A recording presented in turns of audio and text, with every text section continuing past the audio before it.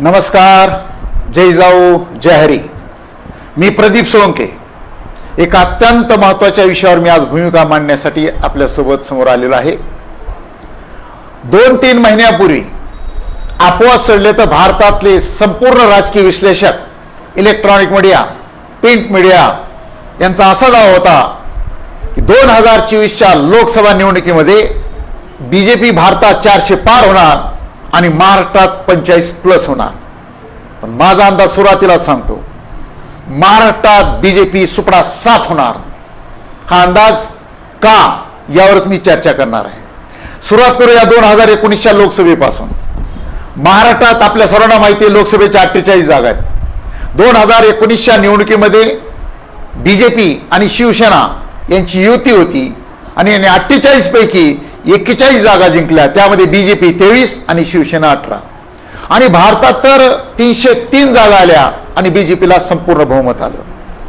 2019च्या विधानसभा निवडणुकीत पुन्हा बीजेपी आणि शिवसेनेची युती झाली. 288 जागांपैकी या दोघांनी 161 जागा जिंकल्या. त्यात बीजेपी 105 आणि शिवसेना 56. आणि आता सर्वांनी गृहीत धरलं की महाराष्ट्रात युतीचं सरकार येणार.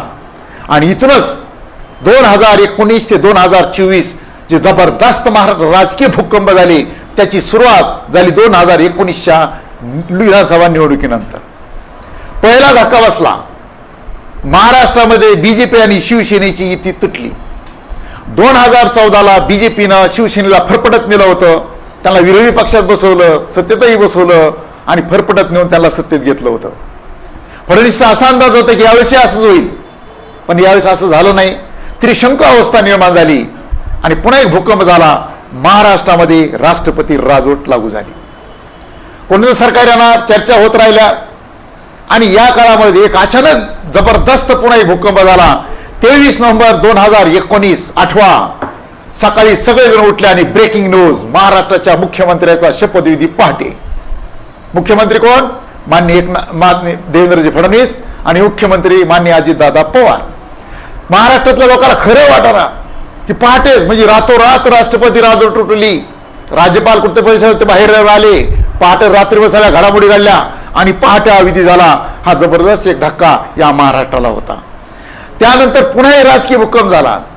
अजितदादा बाजूला सरकले आणि 3 दिवसात देवेंद्र फडणवीस यांना मुख्यमंत्री पदाचा राजीनामा द्यावा लागला. पुन्हा एक चौथा भूकंप झाला महाराष्ट्रामध्ये. कोणालाही शक्य वाटत नव्हतं. शिवसेना आणि काँग्रेस एकत्र येईल याची कोणीच खात्री बाळगत नव्हतं. पण घडलं.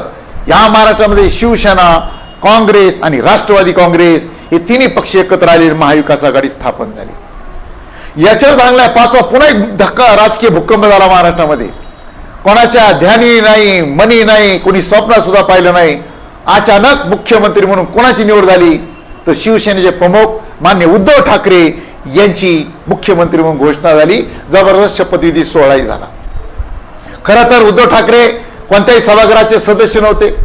6 महिन्याच्या आत त्यांना कोणातरी सभागृहाचं सदस्य झालं तरच त्यांचं मुख्यमंत्रीपद टिकणार होतं. आणि या काळामध्ये कोरोना आला. कोरोनाचाही तो एक भूकंपच म्हणायचा. आणि त्या काळामध्ये मुख्यमंत्रीपद जाता शेवटच्या काळात विधान परिषद सदस्य उद्धव ठाकरे साहेबांना मिळालं आणि त्यांचं मुख्यमंत्रीपद टिकलं.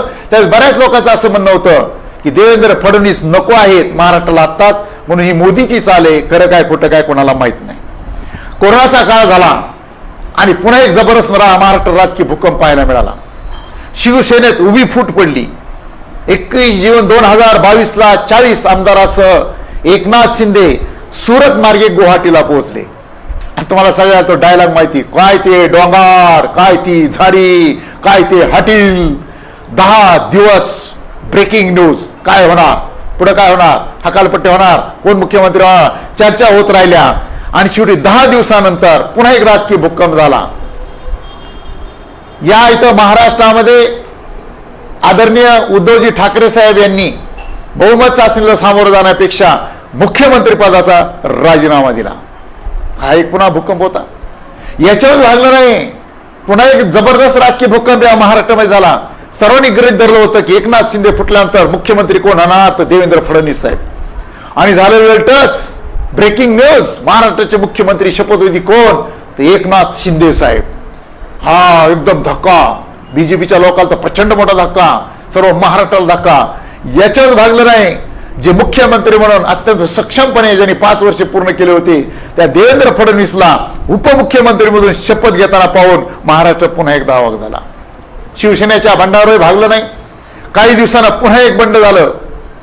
राष्ट्रवादी काँग्रेसमध्ये उभी फूट पडली आणि माननीय अजितदादा पवार साहेब 40 आमदारासह त्यांनी राष्ट्रवादीतून फूट झाली आणि बाहेर पडले. आणि ज्या राष्ट्रवादीला, ज्या अजितदादाला नावं ठेवून टीका करून एकनाथ शिंदे साहेब बाहेर पडले, त्यांची टीम त्याच एकनाथ शिंदेच्या मुख्यमंत्री पदाखाली, त्यांच्या नेतृत्वाखाली अजितदादानं उपमुख्यमंत्र्याची शपथ घेतली आहे. एवढंच नाही, अजून एक धक्का बसला. हे जे 2 पक्ष फुटले होते, माननीय उद्धव ठाकरे साहेबांचा आणि पवार साहेबांच्या, या दोन्ही पक्ष फुटल्यानंतर या दोन्ही पक्षाचे चिन्ह अगदी त्या पक्षासह उद्धव ठाकरे साहेबांचं धनुष्यबाण एकनाथ शिंदे साहेबांना मिळालं आणि शरद पवार साहेबांचं घड्याळ या अजितदादाला मिळालं. हाही एक महाराष्ट्रामध्ये फार मोठा धक्का होता. खरं तर महाराष्ट्रामध्ये ट्रिपल इंजिनचं सरकार आलं, 3 पक्ष एकत्र आले आणि सर्वांनी गृहीत धरलं की आता महाराष्ट्रामध्ये या महायुतीशिवाय पर्याय नाही आणि केंद्रामध्ये 100% 2024च्या लोकसभा निवडणुकीत मोदीचं सरकार येणार. आणि मोदी शहाने तर घोषणाच केली, बीजेपी 400 पार. आणि महाराष्ट्रामध्ये देवेंद्र फडणवीस यांनी घोषणा केली, महाराष्ट्रामध्ये बीजेपी महायुती 45+, वानबत 10 युथ 50 प्रमुख या तो बऱ्याच चर्चा झाल्या आणि निवडणुका घोषित झाल्या, निवडणुकाही झाल्या. आज मी तुमच्या समोर निवडून झाल्यानंतर माझा अंदाज सांगतोय, महाराष्ट्रामध्ये 4 जूनला जो निकाल लागणार आहे त्याच्यामध्ये पुन्हा एकदा महाभूकंप होणार आहे. महायुती 45+ होणार का? गेल्या 23 जागा जिंकणारी बीजेपी महाराष्ट्रात किती जागा जिंकेल?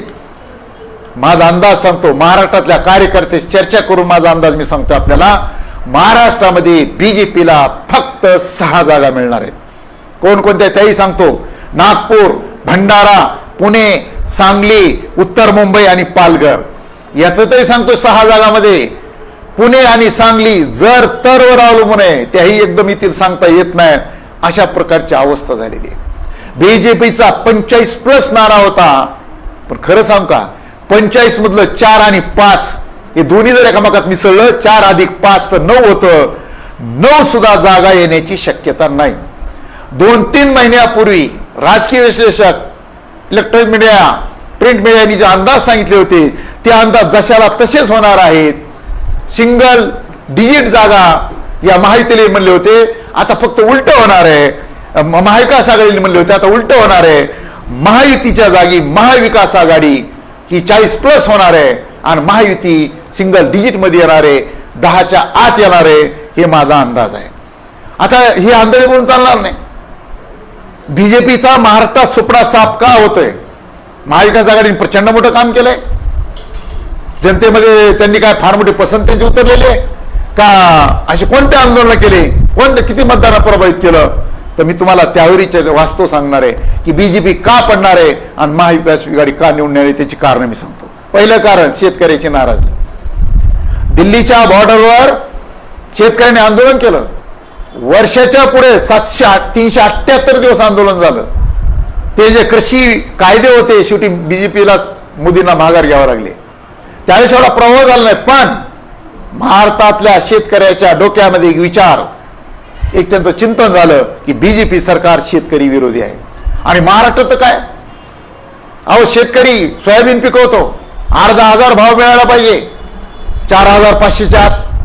कापसाची 30 बॉम्ब, घरात 3-3 वर्ष झालं सोयाबीन पुढे कापूस पुढे नाही. अहो कापसाचे ते किडे चावतात, गुदी येतात. समोर टीव्हीवर मोदीन, घरात कापूस, टीव्हीवर मोदीन, इकडे सोयाबीन. या सोयाबीन कापसाकडे बघितलं, मोदीकडे बघितलं, त्यांना राग यायला लागला.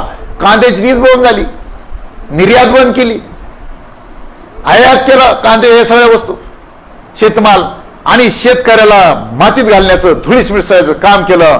परिणामी शेतकरी नाराज झाला बीजेपीच्या विरोधात आणि पर्यंत त्याला महाविकास आघाडीकडे वळावं लागलं. अजून एक महत्वाचं कारण आहे दुसरं, बीजेपीला 400 पार का व्हायचे? अशी एक चर्चा झाली की बीजेपीला 400 पार व्हायचे, त्यांना 400च्या पुढे खासदार निवडून आणायचे.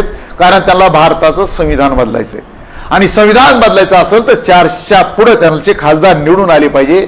बरं, याला पुन्हा हेगडे सारखे बीजेपीच्या नेत्यांनी जाहीर त्यांनी सांगितलं की आम्हाला 400 पार का व्हायचे, तर आम्हाला संविधान बदलायचे आणि मनुस्मृतीचं राज्य आणायचंय.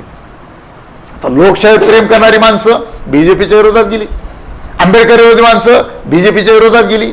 अहो, या महाराष्ट्रामध्ये भारतरत्न डॉक्टर बाबासाहेब आंबेडकरांचे नातू हे अत्यंत प्रभावी आहेत, फार सुंदर मांडणी आहे. पण लोकांच्या लक्षात आलं की आता बीजेपीला सुपडा साफ करायचा असेल तर बहुजन वंचित आघाडीच्या मागे जाण्यात अर्थ नाहीये. म्हणून त्यांनी आंबेडकरांना साथ देण्याऐवजी ज्या शिवसेनेची घोषणा होती, ज्याच्या घरात नाही पीठ त्याला कशाला पाहिजे विद्यापीठ, वेळ प्रसंगी त्या शिवसेनेच्या मसालीचं पण बटन दाबलं, कारण तो बीजेपीला विरोध होता. तिसरं एक कारण आहे, बीजेपी सतत मुस्लिम विरोधात बोलतं, हिंदुत्वाचा मुद्दा मांडतं. त्यामुळे इथले मुस्लिम घाबरलेले, असुरक्षित समजतात. त्यात त्यांनी पुन्हा 30-70 कलम हटवलं. केरळा स्टोरी सारखे पिक्चर आले आणि मुस्लिमाला उमेदवारी न देणं, त्यांच्या विरोधात सतत बोलणं, त्यांचं आरक्षण रद्द करण्याचा विषयावर बोलणं, हे सतत मुद्दे मांडत राहिल्यामुळं जो मुस्लिम एमआयएम कडे वळत होता त्यांनी प्रसंगी एमआयएमला बी टीम मानलं बीजेपीचं. आणि इच्छा नसताना, अगदी उदाहरण द्यायचं झालं तर शिवसेना एक काळ या मुस्लिमाला हिरवे साप पाकडे माहित होते, त्या शिवसेनेच्या मशालीचं बटन बांधलं, पण त्यांना साथ दिली नाही कारण त्यांचा बीजेपीला विरोध होता. अजून एक महत्वाचं चौथं कारण आहे, ईडी सारख्या ज्या संस्था आहेत याचा गैरवापर होतोय या महाराष्ट्रातल्या भारताच्या लोकांना लक्षात आलं. या ईडीची धाड नेमकी विरोधकावरच कशी पडते, बीजेपीच्या नेत्यावर का पडत नाही, असे प्रश्न सतत उपस्थित केले गेले विरोधकांनी. आणि त्याचा परिणाम असा झाला की लोक बीजेपीच्या विरोधात गेले आणि त्यांनी महाविकास आघाडीला जवळ केलं. अजून एक महत्वाचं कारण आहे, या महाराष्ट्रामध्ये जे दोन पक्ष मागे उल्लेख केला मी, शिवसेना आणि राष्ट्रवादी काँग्रेस फोडली, त्यांचं चिन्हही पळालं आणि याच्या मागे बीजेपीचा हात आहे, फडणवीस यांचा हात आहे, हे जनतेला पटलं आणि जनता बीजेपीच्या विरोधात गेली. अजून एक अत्यंत महत्वाचं कारण असं आहे की जो बीजेपीच्या विरोधात, विशेषतः मोदीच्या विरोधात बोलेल त्याला देशद्रोही घोषित करणं, तो नेता असो, पत्रकार असो, कलाकार असो, कुणी असो, जो त्याच्या विरोधात बोलेल त्याला देशद्रोही ठेवणं, त्याला ट्रोल करणं, निखिल वागळे सारख्याला तिथून हटवणं. NDTV तर फेमस झालं, तुम्हाला माहिती आहे, जिथं रवीश कुमार भूमिका मांडत होते, नोटबंदी असेल, GST, त्यांना हटवलं. आज तर NDTV अदानीनच घेतली अशी चर्चा आहे आणि परिणाम बीजेपीच्या विरोधात वातावरण तयार होत गेलं. किरीट सोमय्या तर फेमसच आहेत. या महाराष्ट्रात कोणाच तरी प्रकरण उकरायचं, त्याच्यावर आरोप करायचे, मग त्याची चौकशी होणार, त्याला अटक होणार, त्याच्यावर धाड पडणार, हेच सांगायचे जणू काय यांच्या हातात ईटी आहे, यांच्या हातात न्यायालय, असं ते बोलत होते. आणि ज्याच्यावर आरोप केले तो नेता जर बीजेपीत गेला तर वॉशिंग मशीन मध्ये धुवून बाहेर निघत होता. हे चित्र महाराष्ट्राला बघितलं आणि जनतेला आवडलं नाही आणि म्हणून जनता बीजेपीच्या विरोधात गेली आणि नाविलाज महाविकास आघाडीकडे वळली. ज्या महागाईचा उल्लेख करून 2014ला मोदी सत्तेवर आले होते, पेट्रोल के भाव कम होय का नाही होय, पुढे काय झालं, पेट्रोलचे भाव कमी करू, डिझेलचे भाव कमी करू, गॅसचे भाव कमी करू, भाजीपाल्याचे भाव कमी करू, कांद्याच्या माळा घालू फिरत होते. आज काय अवस्था आहे, 50 रुपयाचे पेट्रोल 100च्या पुढे गेलं, 400चा गॅस 1000च्या पुढे गेला आणि जनता नाराज होत गेली. लोकांना हे पटत गेलं. काही काळ तर लोक म्हणायचे आम्ही 500 रुपये पेट्रोल घेऊन मोदीला मतदान करू, पण तो काळ आज गेला, मोदीचा प्रभाव ओसरला. ते अनेक कारणापैकी हे एक कारण आहे आणि जनते बीजेपीच्या विरोधात गेली. भारतामध्ये लोकशाही आहे, जगातला सगळ्यात मोठा लोकशाही प्रधान देश भारत आहे. चीन आपली लोकसंख्या बरोबर आहे, पण चीनमध्ये लोकशाही नाही ना. आपले तर 97 कोटी मतदार आहेत. अशा देशामध्ये मोदी सरकार वारंवार म्हणायचं, मोदी सरकारच्या जाहिराती पाठवायच्या आणि जाहिरातीमध्ये सतत मोदी दाखवायचे. असे केल्यानं लोकांच्या मनात प्रश्न निर्माण झाला, भारत सरकार की मोदी सरकार, हे भारत सरकार आहे का मोदी सरकार आहे, याच्यावर चर्चा झाली आणि लोक बीजेपीच्या विरोधात होत गेले. नुसतं तेवढं भागलं नाही, पुन्हा व्यक्ती केंद्रित मोदी की गॅरंटी, कन्याकुमारी काश्मीर मोदींचे भाषण, मोदी की गॅरंटी स्वतःच सांगतायत. अरे दुसऱ्या पक्षाच्या नेत्यांनी त्यांच्या पक्षाच्या दुसऱ्या पळीनं मोदी गॅरंटी सांगणं ठीक आहे. स्वतःच म्हणतात हे मेरी गॅरंटी आहे, हे मोदी की गॅरंटी आहे. काय व्यक्ती केंद्रित प्रकार आहे. अरे लोकशाही. कुठं पहा मोदीचे फोटो, पेट्रोल पंपावर मोदीचा फोटो, टीव्हीवर मोदी, पेपरवर. अहो जाऊ द्या, साधं कोविडचं सर्टिफिकेट घेतलं, लस घेतलं, त्यात मोदीचा फोटो. आता मला सांगा, पेट्रोल महाग झालेलं भरताना त्या मोदीचा फोटो समोर दिसतोय, किती राग येत असं लोकांना. काही तर गणित तरी समजून घ्या. आणि मोदीची गॅरंटी, अरे कमीत कमी बीजेपीची गॅरंटी म्हणा, केंद्र सरकारची गॅरंटी म्हणा, भारत सरकारची गॅरंटी म्हणा, आमची गॅरंटी म्हणा. मोदीची गॅरंटी म्हणजे गडकरी सारखे माणसं, राजनाथ सिंह सारखे माणसं. अरे दुसरे मंत्री जाऊ द्या, हे गडकरी ज्यांना रोडकरी म्हणतात, ज्यांच्यावर रोड झालं म्हणतात, त्यांचं कधी नाव घेतलं काही नाही. त्याला कधी मान सन्मान दिलं बघितलं का? म्हणजे पक्षामध्ये फक्त मीच अशा प्रकारचे चित्र निर्माण झालं. त्याच्यामुळे बीजेपीचे बी कार्यकर्ते नाराज झाले आणि पर्यायानं इतर तर लोक विरोधातच गेले आणि नाविधान महाविकास आघाडीकडे वळले. अजून एक अत्यंत महत्वाचा मुद्द्याकडे लक्ष केंद्रित करणार आहे. महाराष्ट्रामध्ये मराठा योद्धा मनोज जरांगे पाटील यांचा या लोकसभा निवडणुकीत प्रचंड मोठा प्रभाव पडलेला आहे. कारण अंतरवाली सराटीसारख्या छोट्या गावामध्ये लोकशाही मार्गाने मराठ्याला आरक्षण मिळावं म्हणून त्यांनी उपोषण सुरू केलं होतं. या उपोषणावर गोळीबार केला, लाठी हल्ला केला. काय गरज आहे? मग आता वृद्ध माणसं जखमी झाले, महिला जखमी झाल्या, म्हातारे माणसं जखमी झाले, लेकरं जखमी झाले आणि मग हे प्रचंड मोठा उद्रेक झाला. मनोज जरांगे पाटलांनी महाराष्ट्रभर दौरे केले आणि जाऊला सांगितलं की आपल्यावर अन्याय कसा होतोय, सरकार आपल्याला शब्द देतं, कसं फसवणूक करतंय. आणि विशेषतः ज्या फडणवीस साहेबाला सगळे लोक घाबरत होते, त्या फडणवीस साहेबाला डायरेक्ट जरांगे पाटलांनी शिंगावर घेतलं आणि लोकांना ते फार भावलं. आणि विशेष म्हणजे इथं अजून एक महत्वाचा मुद्दा की ज्यावेळेस मराठा आरक्षण ओबीसी मध्ये घ्या म्हणत होते, त्यावेळेस फडणवीस साहेबांचे भाषण काय होतं की बीजेपी हा ओबीसीचा डीएनए आहे. म्हणजे पुन्हा सारखं झालं. आणि जे ओबीसी नेते जरांगे पाटलाच्या विरोधात उतरले, जरांगे पाटलांनी गावगाव जाऊन सिद्ध केलं की ओबीसीचे नेते ओबीसीचे नसून त्यांच्या जातीपुरते आहेत. भुजबळ साहेब फक्त माळी समाजाचे, ओबीसीचं काय समज ते त्यांच्या समाजापुरतं बोलतात, त्यांच्या समाजापुरतं संघटन आहे. हळूहळू लोकांना पटायला लागलं आणि त्याचा प्रभाव झाला. अजून एक महत्वाचं कारण झालं, लोकाला जरांगे पाटील हे फक्त इतर जातीचे विरोधक वाटत होतं. म्हणजे मराठ्याच्याच नेत्याच्या गावात हुर्रे झाला, गावगाव मराठी नेत्याला हाकलून दिलं आणि त्यामुळं मुस्लिम दलित समाज जरांगे पाटलाकडे आकर्षित व्हायला लागला. आणि जो उद्रेक होता बीजेपीच्या विरोधात हिंमत करीत नव्हते, मग जरांगे पाटलाच्या रूपानं हे जे वरचे 8-10 कारण आहेत ती एकत्र आली. त्याला जरांगे पाटील अत्यंत महत्वाचं कारण आहे. बरं, जरांगे पाटलांनी कोणाचं नाव घेतलं नाही हे गंमत आहे. मी त्यांच्यासोबत काम केलंय. परवाच माझ्या सोबत त्यांच्याबरोबर माझी सभा भाषण झालं. मी विचारलं की लोक बाबा हो, जरांगे पाटलांनी कोणाच्या विरोधात मतदान करा सांगितलं का? लोक म्हणले नाही. ते फक्त म्हणाले ज्यांनी हल्ला केला, जे आपल्या सगळ्या त्याला त्याच्या विरोधात मतदान करा. जरांगे पाटलांनी कोणाला मतदान विरोध करा सांगितलं, पक्षाचं नाव सांगितलं, लोक म्हणले नाही. पण तुम्हाला कळलं का? लोक म्हणले हो. बरं, म्हणलं कोणाला मतदान करा सांगितलं का? म्हणले नाही. पण तुम्हाला कळलं का? म्हणले हो. म्हणजे अशा प्रकारचं एक अंडर करंट या महाराष्ट्रामध्ये आला आणि त्यामुळं मराठा नेते जे बीजेपीत आहेत हे फक्त स्टेजवर बसत होते, कुठेही गावात ते जाऊ शकत नव्हते. गावगाव त्यांना हाकलून दिलं जातो, गाव बंदी होती आणि परिणाम हे 10-12 जे कारण आहेत, जे लोक ते येत नव्हते, जरांगे पाटलामुळं उघड एकत्र आले आणि त्याचा जबरदस्त फटका बीजेपीला बसलेला आहे. ज्याच्यामुळे बीजेपी सत्तेत येईल, मंदिर वही बनाएंगे, ज्याचं भांडवल करून त्यांनी सत्ता ताब्यात घेतली आजपर्यंत किंवा राजकारण करीत होते. मंदिर बांधल्यानंतर 2024ला मोदींना वोट सुद्धा मागायची गरज पडणार नाही असं वाटत होतं, झालं उलटच. हे श्रीराम मंदिर अयोध्येची प्राणप्रतिष्ठा करताना मोदी नेहमीप्रमाणे कॅमेऱ्यासमोर एकटेच आले, एकटेच मंदिरात गेले, एकट्यानेच पूजा केली. अरे जे कारसेवक आहेत जखमी झाले, जेलमध्ये गेले, गोळीबार झाला, बर्बाद झाले, बेचिराग झाले, त्यांची कुठे दखल नाही. जे लोक जिवंत आहेत त्या आंदोलनामध्ये त्यांना बोलवलं गेलं नाही. अडवाणी, ठाकरे ही सगळी मंडळी कायची कुठे दखल, काही नाव. आणि मग लोकाला हे आवडलं नाही की हा माणूस एकटाच आहे, व्यक्ती केंद्रित आहे. श्रीराम मंदिराचा मुद्दा जो प्रभावी ठरला पाहिजे होता तो मायनस पॉइंट झाला आणि जनता बीजेपीच्या विरोधात गेली. आता जे बीजेपीचे नेते आहेत त्यांच्यात लिखित नियम केलाय, तोही अंगलट आला की 75 वर्ष पूर्ण केलेल्या बीजेपी नेत्याला कुठलंही पद दिलं जाणार नाही. आणि आत्ता जेलमधून बाहेर आलेले आपचे दिल्लीचे मुख्यमंत्री काय म्हणाले?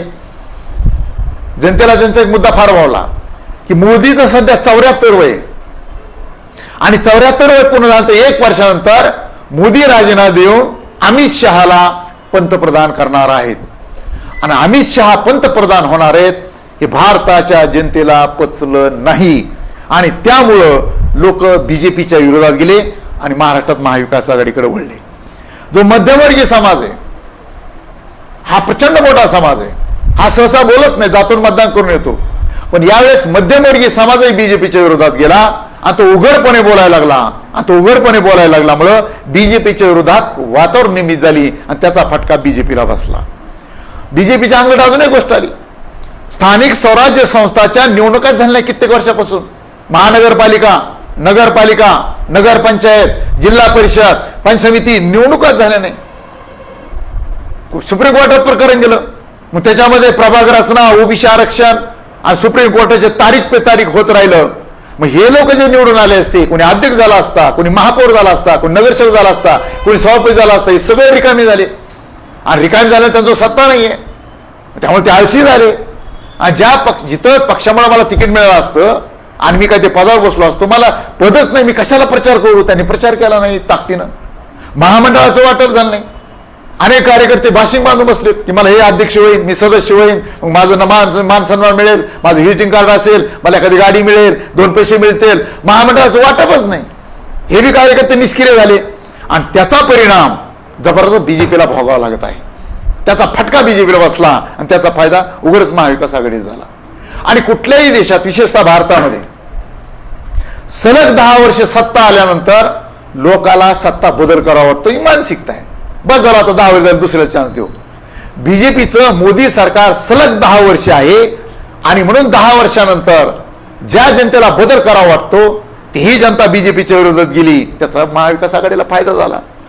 आणि अजून एक, बीजेपीचा 2014-19 प्रचंड जाहिराती प्रभावी होते, यावेळी एवढा प्रभावीच वाटला नाही. काय त्यांच्या विरोधात लाट आल्यामुळे झालं काय झालं माहित नाही, पण बीजेपीच्या प्रभावी नाही आहेत जाहिराती.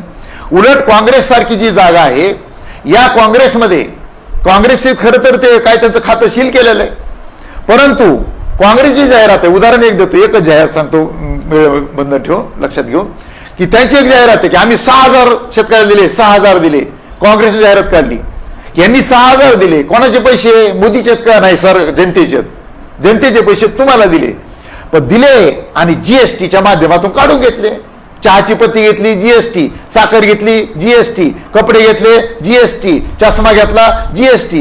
म्हणजे तुमचे 6,000 एका हाताने दिले, दुसऱ्या हाताने काढून घेतली. ही जाहिरात प्रभावी ठरली, लोकांना पटली आणि लोक बीजेपीच्या विरोधात गेले. आणि अजून एक अत्यंत महत्वाचा मुद्दा आहे, 2019ला मोदी काय निवडून आले तर चर्चा होती पर्याय नाही. पर्याय का नाही तर बीजेपीच्या सोशल मीडियानं, त्यांच्या टीमनं राहुल गांधीला पप्पू केलं होतं. आणि पप्पू 56 इंची छाती एका विरोधात, पप्पू एका विरोधात, हे पप्पू काय करणार आहे अशी एक चर्चा होती. आणि अशा काळामध्ये राहुल गांधीने कन्याकुमारी काश्मीर भारत जोडो पदयात्रा काढली. अगोदर त्यांची टिंगल केली, अमुक एवढ्याचं टी शर्ट आहे, एवढ्याचा बुट आहे आणि पप्पू काय फिरणार आहे आणि याची काय किंमत आहे. पण ज्या दिवशी अचानक या दौऱ्यामध्ये समुद्रामध्ये नावेतून समुद्रात उडी हल्ली राहुल गांधी आणि भारत अवाक झाला. सगळे राजपुत्र समाजाची, नाजूक समाजाची आणि डायरेक्ट उडी हाणतो समुद्रात. तिथून खरी सुरुवात झाली. आणि मग जशी पदयात्रा पुढे पुढे गेली तसतसं लोक वाढत गेले. आणि तुम्हाला सांगू का, अशी चर्चा होती की महाराष्ट्रामध्ये काँग्रेसचे 27 आमदार फुटणार आहेत शिवसेनेच्या अगोदर. परंतु या राहुल गांधीच्या पदयात्रेचा प्रभाव पाहून काँग्रेसच्या नेत्याची हिंमत झाली नाही आणि काँग्रेस फुटली नाही, अशी एक चर्चा आहे. दुसरी गोष्ट, अनेक पत्रकार परिषदा घेतल्या, दुसऱ्या बाजूला मोदी पत्रकार परिषद देतात, राहुल गांधी डायरेक्ट पत्रकार परिषद घेतात, जनतेत मिसळतात, कॉलेजमध्ये जातात, युवकात जातात, महिलात जातात, वर्धात जातात, शेतकऱ्यात जातात, घरोघर जातात आणि थेट बोलतात. राहुल गांधीने डायरेक्ट RSSला शिंगावर घेतलं, सावरकरांवर कडाडून विरोध केला. सावरकर माफी मागा बीजेपीनं बोंब मारली, त्या जो डायलॉग झाला तो भारताला फार भावला, की ते जे म्हणाले सावरकर नाही गांधी हो, माफी नाही मागूंगा, हे जे त्यांचा डायलॉग आहे हा अत्यंत प्रसिद्ध झाला. जनतेला वाटलं नाही हे प्रभावी माणूस आहे, अत्यंत जबरदस्त आहे, आणि लोक त्यांच्या मागे गेले. त्याचबरोबर धर्मनिरपेक्षता, एका बाजूला धर्मनिरपेक्ष, दुसऱ्या बाजूला हिंदू मंदिरात गेले. हिंदू मंदिरात गेल्यामुळे गळ्यात माळा, रुद्राक्ष, चंदनाचा लेप, हे रुपये जनतेला फार बोलले, हिंदू खुश झाले. आणि जी हिंदूची वोट बँक आहे बीजेपी, तिला धक्का लागला आणि लोक पुन्हा इकडे आले. अजून एक बीजेपीने चूक केली, कुठतरी आरोप झाला काहीतरी कारण सांगून त्यांनी राहुल गांधीचं खासदारकी रद्द केली. बरं केली तर केली, त्याच दिवशी त्यांचा बंगला काढून घेतला आणि जनतेला आवडलं नाही. इतक्या डायरेक्ट ऍक्शन नसते, त्याला काही वेळ दिला पाहिजे. आणि मग याच्यात राहुल गांधी हिरो झाले आणि भारताला जबरदस्त पर्याय सापडला आणि त्यामुळे लोक बीजेपीच्या विरोधात गेले. आजपर्यंत का जोत नव्हतं, पर्याय नव्हता, राहुल गांधी रूपी पर्याय सापडला. त्याचबरोबर मग नोकऱ्या देऊ, घर देऊ, 15 लाख देऊ, हे सगळे चुनावी जुमले आहेत, हे भारताच्या जनतेच्या लक्षात आलं आणि हळूहळू त्याच्याविरुद्ध वातावरण घेत गेलं. अजून एक पुढचं एक कारण महत्वाचं आहे की भारतामध्ये राजकीय शहाणपण, की भारत हा लोकशाही प्रधान देश आहे, वारंवार सांगतो मी तुम्हाला, सर्वात मोठी लोकशाही. पण ज्यावेळेस भारतीय लोकांना वाटतं की भारताच्या लोकशाहीला धोका आहे, त्यावेळेस जनता भल्या भल्याला पराभूत करते. उदाहरणार्थ आणीबाणीमुळं त्यावेळेसच्या मातबर नेत्या इंदिरा गांधीला जनतेनं पराभूत केलं होतं, का तर त्या हुकुमशाह म्हणतात ते सिद्ध झालं होतं. आजही मोदी हुकुमशाह होत आहेत असं चित्र उभं राहिलं. आणि म्हणून बूथ कमिटी, पन्ना प्रमुख, पैसा, छप्पनी छातीन, यान, जाहिरातीन, बातम्यान, सभान काहीच प्रभाव पडला नाही, कारण जनतेनं निवडणूक हातात घेतली. आणि ज्यावेळेस निवडणूक जनता हातात घेते त्यावेळेस भल्या भल्या पराभूत करते. हा जगाचा इतिहास आहे. म्हणून महाराष्ट्रात बीजेपीचा सुपडा साफ होणार आहे. आणि एक महत्वाचा मुद्दा मी आपल्यासमोर मांडणार आहे, महाविकास आघाडीची लाट आली म्हणून महाविकास आघाडी येणार आहे का बीजेपीवर जनताचं नाराजी म्हणून महाविकास आघाडी येणार आहे? तर महाविकास आघाडी 40+ होणार आहे. याचा अर्थ महाविकास आघाडीची लाट हे डोक्यातून काढा. का तर त्यांना हे अपेक्षित आहे की महाविकास आघाडीमध्ये हे नको आहेत म्हणून ते निवडून येत आहेत, हे नकोय म्हणून ते निवडून येत आहेत, अशा प्रकारचं चित्र या महाराष्ट्रात. या उद्या नीट समजून घ्या. महाविकास आघाडीने असं कोणतं काम केलं सांगा? काँग्रेस, राष्ट्रवादी काँग्रेस, शरद पवार साहेबांची काय बरं कोणते जन आंदोलन केले? ते मान्य आमदार रोहिदादा पवार संघर्ष यात्रा सोडली तर काय आंदोलन केलं? कोणत्या रस्त्यावर उतरलेत? कोणती पक्ष बांधणी आहे? कोणती बूथ बांधणी आहे? अगदी काँग्रेसमध्ये काय अपवाद आहे, समजा मान्य आमदार कुणालबाबा पाटील धुळ्याचे काय अपवाद असतील, पण अशी कोणती बूथ बांधणी काय त्यांनी केलेलं आहे मला सांगा. अरे शिवसेनेकडे तरी आमदार गेले, खासदार गेले, शिवसैनिकाचे एक मोहळ आहे, एक शिवनिष्ठाचे जाळे, त्यांची एक फौज आहे. तसं काँग्रेस आणि राष्ट्रवादी काय आहे सांगा बरं. बरं एक गोष्ट आहे मात्र मान्य करावी लागेल की मान्य शरदचंद्र पवार साहेबांसारखा अनुभवी आणि मुत्सदी नेता महाविकास आघाडीकडे आहे. ठाकरे साहेबांसारखा थेट हल्ला करणारा नेता आहे. पण काँग्रेसचे कोणते नेते प्रभावी महाराष्ट्रात सांगा तुम्ही, त्यांनी असं काय लावलं? म्हणून मी एका वाक्यात सांगायचं झालं एकच सांगेल, बीजेपी नको म्हणून महाविकास आघाडी येते. आणि बीजेपीचा 400 पारचा हा रथ जर कुठला रखला जाणार तर महाराष्ट्रात आडीला जाणार आहे. पण बीजेपी नको म्हणून महाविकास आघाडीचा विजय होणार आहे हे समजून घ्या. म्हणून महाविकास आघाडीचा या भारताचा नागरिक म्हणून मला एक सल्ला आहे की तुम्ही उद्या 40+ झालात तर उतरू नका, मातू नका, घेतला वसा टाकू नसता 2024च्या विधानसभेमध्ये महाराष्ट्रातली जनता तुम्हाला सुद्धा सुपडा साफ केल्याशिवाय राहणार नाही. आज तुम्हाला गुदगुल्या होत आहेत की बीजेपी संपायला लागली, पण लक्षात ठेवा बीजेपी सध्या जात्यात आहे आणि तुम्ही सुपात आहेत, एवढं फक्त लक्षात ठेवा. शेवटी एकच बघूया, माझा अंदाज सांगतो मी की महाराष्ट्रात बीजेपी सुपडा साफ होणार. शेवटी जनतेचा निर्णय अंतिम असतो. बघूया 4 जून 2024ला काय निकाल लागतो. शेवटी आपल्याशी संवाद साधण्याची मला या निमित्ताने संधी मिळाली, त्याचा आनंद वाटतो. धन्यवाद.